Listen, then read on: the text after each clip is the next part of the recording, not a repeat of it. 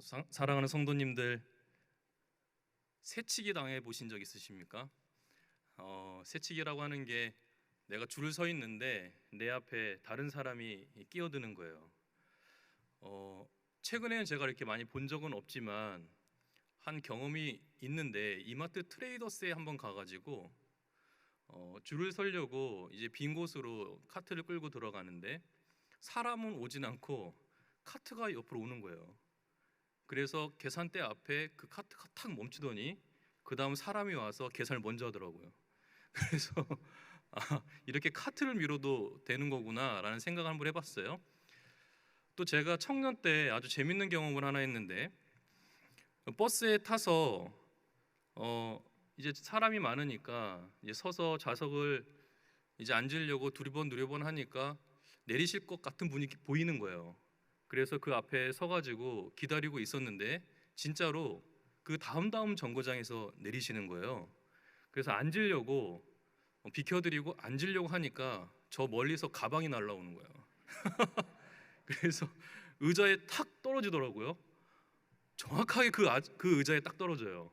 그리고서 그 아주머니께서 오셔서 앉으시더라고요. 당황은 했는데 이해는 됐어요. 좀 불편하시고 그랬겠지라고 생각하니까 마음은 편했거든요. 그런데 어느 날 한 번 더 그런 일이 있었던 거예요. 똑같은 분은 아닌데 제가 앉으려고 하니까 가방이 또 날라와요. 이상한 버스예요. 그래서 이번에는 제가 어떻게 했냐면 그 방을 바닥에 내려놓고 제가 앉았습니다. 굉장히 통쾌했어요. 내가 새치기를 이겼다. 이런 그 기분이 엄청나게 좋았긴 했지만 내릴 때까지 그 아주머니는 제 곁에서 눈치를 줬어요. 여러분들, 성경에서 오늘 야이로는 사실 새치기를 당한 겁니다. 분명히 자기가 먼저 와서 예수님께 엎드렸어요. 그리고 내 딸이 거의 죽게 됐으니까 우리 집에 먼저 가서 딸을 좀 고쳐달라고 예수님께 부탁을 드린 겁니다. 예수님께서 분명히 들으시고 집으로 가시던 길이었을 거예요. 그런데 아주 기가 막히게 그 온 무리들 중에, 많은 아픈 자들 중에 한 여인이 예수님의 옷에 손만 대면 나을 것 같다라는 믿음이 확 일어난 거예요. 그리고 그 여인이 예수님의 그 능력을 새치게 합니다. 그런데 거기서 예수님께서 한참을 멈춰 서셔서 그 여인과 대화를 나누시는 거예요. 사실은 저는 오늘 야이로와 함께, 우리 성도님들과 함께 이 야이로에 대해서 좀 더 깊이 들어가고 싶은데, 그렇게 새치기를 당한 야이로의 관점에서 한번 보자는 거죠. 그러면 사실 이 여인이 너무 얄미울 거예요. 지금 시급한데 우리 딸 먼저 살려놓고 당신 그 다음 순서 들어가도 되는데 먼저 들어온 거잖아요. 본문이 좀 길었지만 대부분 다 아시는 내용이니까 야이로에게로 초점을 좀 더 맞춘다면 이런 거예요. 야이로의 눈에서는 지금 예수님께서 지체하지 마시고 빨리 우리 집으로 가서 딸을 만져주시면 분명히 나을 것 같은데 예수님께서 왠지 의도적으로 지체하시는 것처럼 보이는 거예요. 그런데 진짜 일어나지 말아야 할 일이 일어난 겁니다. 회당장의 집에서 사람들이 왔어요. 그리고 예수님과 그 옆에 있는 야이로에게 이렇게 얘기합니다. 선생님, 이제 회당장님, 이제 선생님을 그만 괴롭혀 드려도 됩니다. 딸이 죽었습니다. 이런 소식을 전하는 겁니다. 자, 이 상황에서 야이로는 예수님보다 그 혈류증 여인이 더 미웠을 거예요. 그 여인만 끼어들지 않았으면은 금방 가서 내 딸이 살아났을 텐데 고침을 받지 못했잖아요. 오늘 말씀의 제목이 누구를 따를 것인가예요. 근데 여기서 이 저자가, 이 마가가 아주 중요한 설정을 하는데 이겁니다. 예수님과 야이로가 있습니다. 그리고 그 사이에 회당장의 집에서 온 사람들이 이야기를 해요. 딸이 죽었습니다. 그런데 예수님께서 그 곁에 서서 그 말을 들으시고 아주 유명한 말씀을 하시는데, 두려워하지 말고 믿기만 하라, 이 말씀을 하세요. 자, 그러면 야이로는 결정해야 됩니다. 회당장의 집에서 온, 자기 집에서 온 종들이 분명히 거짓말을 하지 않았을 거예요. 분명히 딸이 죽었을 겁니다. 그 소식을 듣고 그 소식을 전한 사람들 말대로 그냥 집에 가서 장사를 치를 것인가? 귀찮게 하지 말고 예수님 바쁘신데 가던 길 가라 하시고 나는 내 집으로 그 종들과 돌아가면 되지 않겠나라고 결정할 수 있겠죠? 또 한편으로는 이겁니다.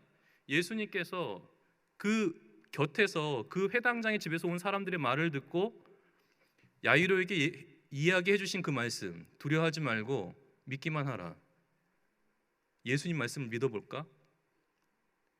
과연 누구를 따라야 할지 그 순간에 야이로는 결정해야 돼요.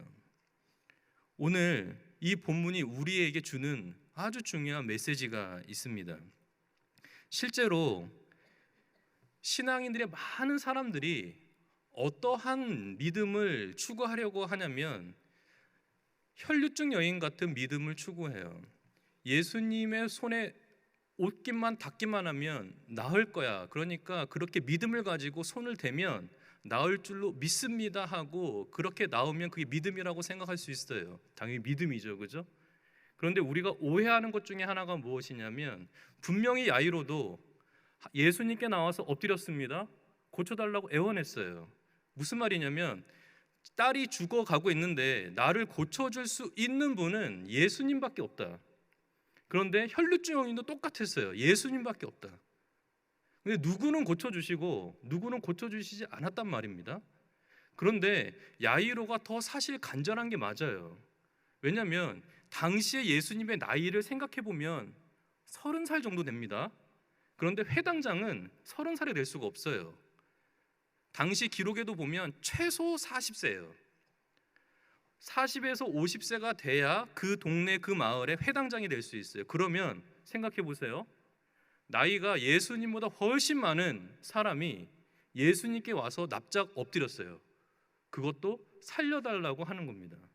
그런데 예수님께서 그 말을 무시한 꼴이 내버리는 거예요. 그러면 회당장의 집에서 온 사람들의 이야기를 듣고 회당장은 그냥 돌아가면 됩니다. 그런데 거기서 이 야이로가 결정을 해요. 예수님과 함께 그리고 예수님을 따라가기로 결정을 하는 겁니다. 어쩌면 그렇게 결정하지 못하고 머뭇머뭇거리고 있을 때 예수님께서 먼저 앞장서셨는지도 몰라요. 본문이 다 기록해 주지 않으니까 그 상황은 모르지만 예수님께서는 야이로의 집으로 가십니다. 믿음이라고 하는 것은 단순히 우리가 예수님을 믿습니다 하고 하는 이 고백이 오늘날 시대에 참 어렵긴 해요. 무슨 말이냐면 내가 살고 있는 그리고 내가 속해 있는 공동체 안에서 저 예수 믿는 사람입니다 라고 이야기하는 게 쉬운 게 아니거든요. 특히 젊은 세대일수록 예수 믿는 것을 더 부끄러워하거나 창피할 거예요. 그런데 더 어려운 것은 무엇이냐면 믿음이라고 하는 것은 단순히 고백의 차원에서 머무르는 게 아닙니다. 예수 그리스도를 믿어서 구원에 이르게 하는 믿음은 예수께서 나를 위해서 십자가에 죽으시고 나를 위해서 십자가에서 죽으실 뿐만 아니라 부활하셨다라는 사실을 믿기만 하면 구원받습니다. 이것은 고백이에요. 그분만이 나의 구주 되시고 구원자 되신다라고 하는 유일한 그 신앙인의 고백입니다. 그런데 성경에서는 구원에 이르는 믿음만 이야기하고 있는 게 아니에요. 무엇도 이야기하고 있냐면 살아내는 믿음도 이야기하고 있는 거예요. 믿음은 어떻게 살 것인가? 너희들이 예수 그리스도를 믿었으면 그러면 나와 함께 죽으러 가고 나와 함께 헌신하러 가고 나와 함께 예수 그리스도를 전하는 자로 세워져야 되는데 그 살아내는 믿음으로 우리를 초청하신다는 거죠. 그래서 믿음으로 사는 게 어려운 이유가 무엇이냐면 믿음은 삶이기 때문에 그래요. 삶으로 살아가야 하기 때문에 힘든 거예요. 혈류증 여인에게 삶을 요구하시진 않았어요. 그가 믿은 대로 됐습니다. 그런데 야이로에게는 믿음대로 되게 하신 게 아니라 그에게 삶을 요구하신 거예요. 딸이 죽었어요. 야이로에게 예수님께서는 무언의 말씀하시는 거죠. 딸이 죽었다. 그런데 두려워하지 말고 믿기만 해라. 그러면 딸이 죽었다라는 사실을 안고 집에까지 가는 그 여정 속에서 그는 끝까지 무엇과 씨름해야 되냐면 과연 예수님이 살려내실 수 있을까? 과연 예수님이 가시면 내 딸이 살아날까? 그러한 두려움과 그 의심을 가슴에 품고 주님과 함께 그 집으로 가는 게 믿음이라고 하는 거예요. 그러니까 내가 살아내지 못한 거, 그러니까 내가 예수 그리스도를 믿습니다 하고서 고침받지 못한 게 내가 믿음이 없어서가 아니라 그 삶에서 예수님과 함께 믿음으로 살아내는 거, 그것이 믿음이에요. 누구를 따를 것인가의 가장 중요한 문제는 무엇이냐면 내가 누구를 신뢰하느냐는 거죠. 어떻게 보면 세상 사람 눈에는 똑같이 보여요. 딸이 죽었기 때문에 주님을 붙들 이유도 없어졌고 굳이 예수님께 매달릴 필요가 없다라는 것을 세상 사람 다 알고 있어요. 그러니까 예수님께서 그 딸을 보시면서 이 아이가 잔다라고 얘기했을 때 모든 사람이 비웃었습니다. 다 인정한 거예요. 그런데 믿음은, 그 살아내는 믿음은 현상을 보고 그것에 안주하는 게 아니에요. 하나님께서는 항상 우리에게 믿음을 요구하실 때 그 상황을 뛰어넘게 하시는 그 믿음을 우리에게 요구하시는 거죠.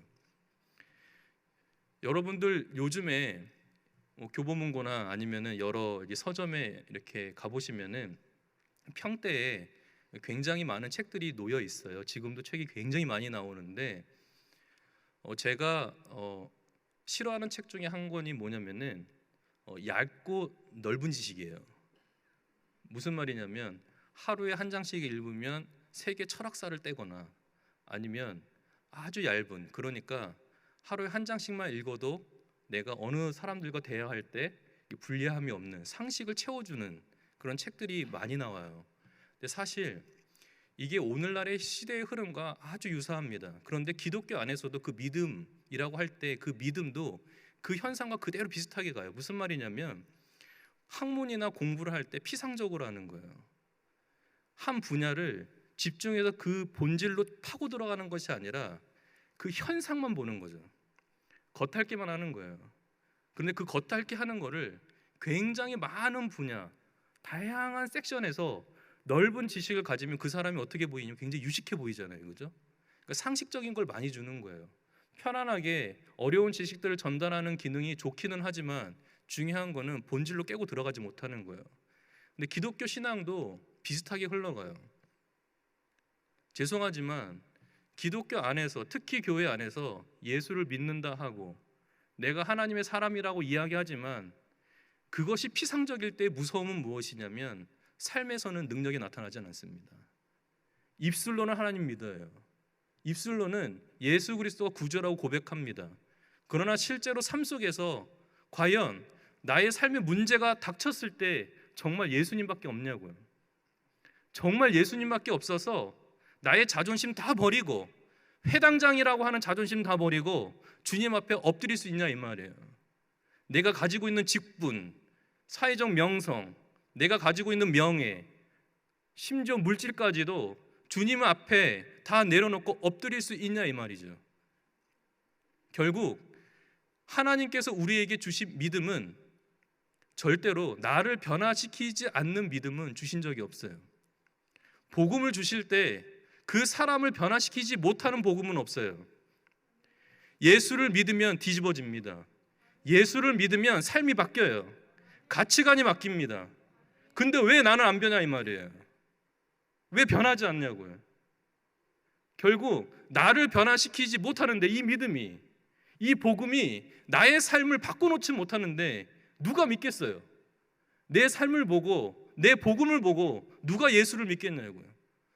나도 변화시키지 못하는 복음은 아무도 변화시키지 못해요. 그런데 예수 십자가 그 복음 앞에 직면하면 변합니다. 그분을 실제로 고백하는 사람들에게 가장 중요한 문제는 무엇이냐면 오늘 어떻게 살까요? 믿음으로 어떻게 살까? 그러니까 야이로는 결정할 수밖에 없는 거예요. 딸이 죽었어도, 그리고 딸이 병들어 있어도, 딸이 죽었어도 나의 도움은 예수님밖에 없는 거예요. 그러니까 결정은 딸이 살아있든 딸이 죽었든 그 딸을 살리시고 고치실 분은 예수님밖에 없는 거죠. 그럼 이런 거예요. 내가 지금까지 하나님께서 은혜를 주셔서 여기까지 왔습니다. 우리를 여기까지 오게 하셨어요. 그런데 내 삶이 공고해지고 어려움이 왔을 때, 그때에 우리는 하나님을 많이 원망하기도 해요. 근데 그 원망하면서도 우리의 한켠에서는 무엇을 찾아야 하냐면 결국에는 하나님밖에 없는 거예요.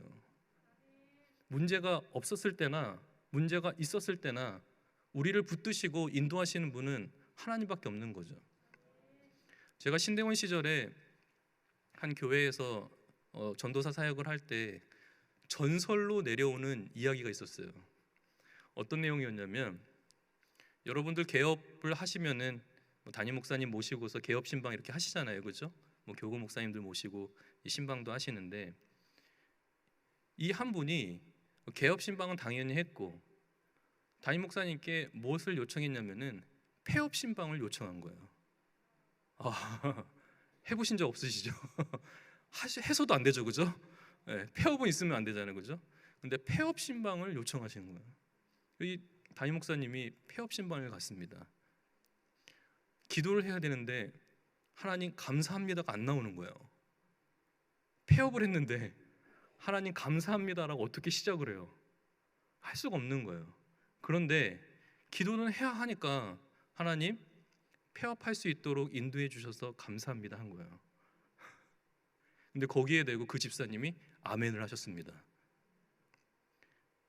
그때 폐업하면서 아무것도 드릴 수 있는 게 없어가지고 담임 목사님 오셨는데 식사도 대접 못 해드리고, 없으니까 다 빚이니까 이제 없으니까 종이컵에다가 물을 한 잔을 이렇게 떠가지고 앞에 놓고 신방을 본 거예요. 그리고서 신방을 다 마치고 축복 기도를 해주시는데 그 생수가 눈에 들어오는 거예요. 번쩍이는 아이디어를 하나님이 주신 거예요. 그리고 그분이 물 사업을 시작하신, 정수기 사업을 시작하셨어요. 대박이 났어요. 근데 그분이 하시는 말이 뭐냐면은 폐업 신방을 할 때 너무 자존심이 상하더래요. 목사님들 다 하셨을 거고 구역 식구들 다 알았을 거고 그렇게 잘 되던 사업이 다 망해가지고 쫄딱 망했는데, 그래도 믿음이 있었던 건 무엇이냐면 망해도 하나님 손에 망하는 게 낫다. 마지막 망해도 그 문 닫는 거 주께 예배드리고 망하겠다라고 하는 믿음으로 갔는데, 거기서 하나님께서 놀라운 지혜를 주셨던 거죠. 제가 말씀드리고자 하는 요지는 이거예요. 사업이 잘 되거나 아니면 사업이 잘 안 돼서 폐업을 하게 된 상황이 오거나 우리가 붙들어야 될 것은 예수님밖에 없는 겁니다. 야이로에겐 그거밖에 없었던 거예요. 그 길을 따라갔던 거죠.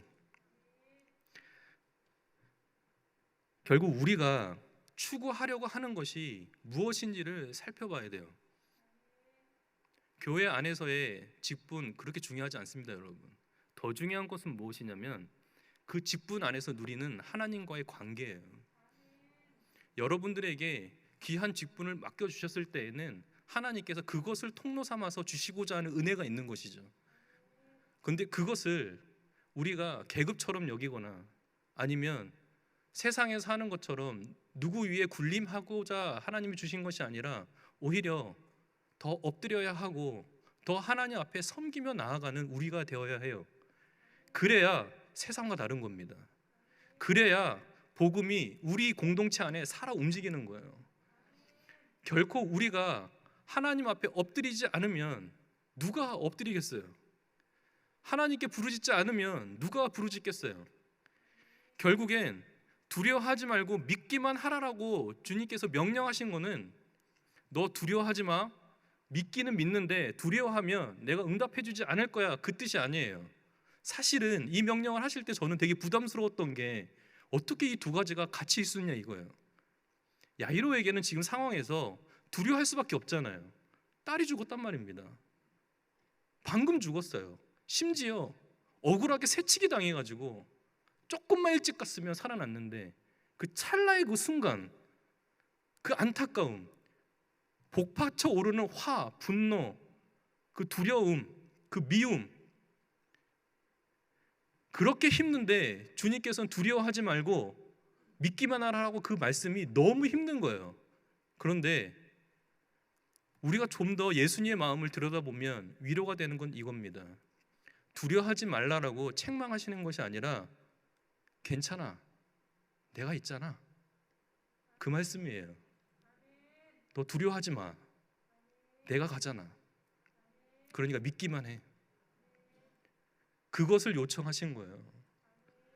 그러니까 우리의 삶이 어려울 때 내가 여전히 두려워하고 있고 믿음이 없는 것 때문에 좌절하지 마시고, 그러한 상황 속에서 우리를 위로하시는, 두려워하지 말고 믿기만 하라고 하시는 그 음성을 들으시기 바랍니다. 그때 그 주님께서 우리를 얼마나 사랑하시는지를 깨닫게 되는 것이죠. 결국 우리를 이끌어가는 것은 내가 무엇을 가지고 있어서가 아니라 그의 사랑이 우리를 이끌고 가는 거예요. 야이로를 끌고서 그 집 안으로 들어가실 수 있게 하신 것도 그분의 위로와 사랑 때문이에요. 여러분들을 건지시는 그 방법도 우리를 책망하시거나 다그치시는 것이 아니라 그 상황에 함께 계시고 공감해 주시고 위로해 주시는 그분께서 우리에게 두려워하지 말고 믿기만 하라고 말씀하시는 것이죠. 이런 하나님의 사랑을 깨닫게 되고 나면 우리는 결정할 수 있습니다. 누구를 따를 것인가? 과연 우리는 누구를 따라가야 나의 삶의 문제, 그리고 이렇게 척박해지고 어려워진 이 모든 상황들을 이겨낼 수 있는가? 그것을 야이로가 보여주는 것이죠. 끝으로, 그러면 내가 믿음으로 고백은 했고 내가 예수 믿겠습니다, 예수님밖에 없습니다, 그러면 우리의 삶으로 어떻게 살아낼 수 있을까요? 어떻게요? 결국엔 우리의 삶 속에 누가 주인이 되어 주시냐는 거예요. 한 해 동안 여러분들을 이끌어 가실 그 하나님이 주인 되시고 구주 되시기를 축복합니다. 결국에는 주님께서 우리를 인도하시고 이끌어 가실 거예요. 또 이렇게 질문하실 수도 있을 것 같은데요, 목사님 너무 추상적이지 않습니까? 어떻게 이끌어 가실까요? 사실 모르죠. 알면 믿음이 아닐 거예요. 알면은 그 길을 알고 다 보여주시면 솔직히 말해서 우린 여기 하나도 안 있을 겁니다. 다 아니까요. 굳이 찾아올 필요도 없고 기도할 필요도 없고 예배할 필요도 못 느낄 거예요. 그런데 우리에게 삶의 공고함, 어려움, 그리고 믿음으로 살아나야 될 모든 환경들, 그것을 우리에게 주시는 이유는 두 가지인데, 첫 번째는 하나님을 향해서 부르짖게 하기 위함이에요. 결국 무슨 말이냐면 우리를 당신의 앞으로 이끌어 오시는 거죠. 그 자리가 축복의 자리예요. 우리를 이끌어 부르실 때 그분께서 우리를 변화시키시고 채워주실 거예요. 두 번째로는 그 도움이 어디서 오는지를 알게 하시기 위함이에요. 우리가 날마다 우리의 힘으로 살아가는 것 같지만 그럼에도 불구하고 우리의 도움은 천지를 지으신 그 여호와께서 오는 줄로 믿습니다. 그래서 우리에게 간혹 어려움도 주시고 힘들도 주시고 굳이 경험해보지 않아도 될 그것을 우리에게 주시는 이유는 그 도움이 우리 하나님께로부터 온다는 사실을 깨닫게 하기 위함이에요. 그러한 과정들을 통과할 때 결국 우리는 정말 복음밖에 없습니다. 하나님 당신만으로 내가 살았습니다. 그 하나님만 신뢰하게 되는 그 믿음을 우리에게 부어주시는 것이죠. 야이로는 이후에 어떻게 살았을까요? 자녀가 건짐을 받았습니다. 정말 죽었는데 주님은 잔다 하시고 그를 손을 잡아 일으켜 주셨어요. 자신의 눈앞에서 봤습니다. 그의 삶은 어떻게 바뀌었을까요? 하나님밖에 없는 겁니다, 여러분. 올 한 해 첫 주일을 이렇게 시작합니다, 여러분. 예배로 시작했고 거룩한 주일로 시작했어요. 그럼 우리가 확신할 수 있는 것은 무엇이냐면 믿음으로 사는 길밖에 없구나.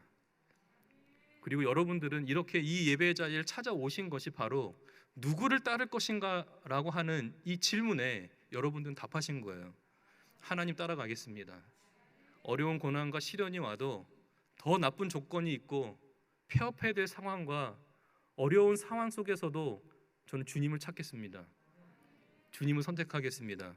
두려워하지 말고 믿기만 하라라고 하신 그 말씀을 단순하게 믿어보겠습니다. 주님, 정말 두렵고 떨리고 가슴이 절절하고 정말 무너져 내릴 것 같은 상황이지만 부족하지만 그래도 주님 따라가겠습니다. 그렇게 결단하신다면 올 한 해 우리 주님께서 여러분들 통해서 놀라운 일을 행하실 줄로 믿습니다. 아멘.